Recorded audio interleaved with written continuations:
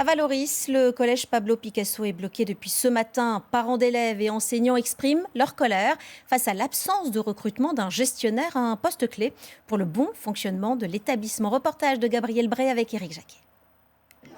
Un blocage comme dernier recours. Depuis la rentrée, le collège Pablo Picasso n'a plus de gestionnaire. Une mutation à Nice, sans remplacement, et c'est le quotidien même de l'établissement, classé en zone prioritaire, qui est impacté.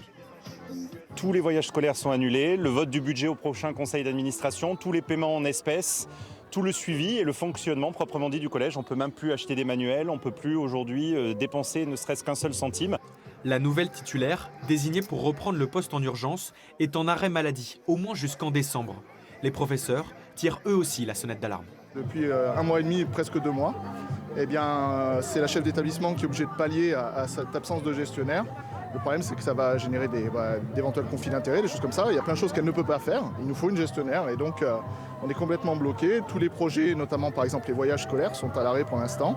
Nous en EPS, pareil, pour tout ce qui est achat de matériel, vous voyez, c'est des problèmes au quotidien qui font qu'on est vraiment en très grosse difficulté maintenant. Une aberration pour les parents d'élèves de l'établissement qui compte près de 900 élèves. Nos enfants ont déjà vécu le Covid pendant 3 ans, où ils n'ont plus aucune sortie, aucune ouverture sur le monde extérieur.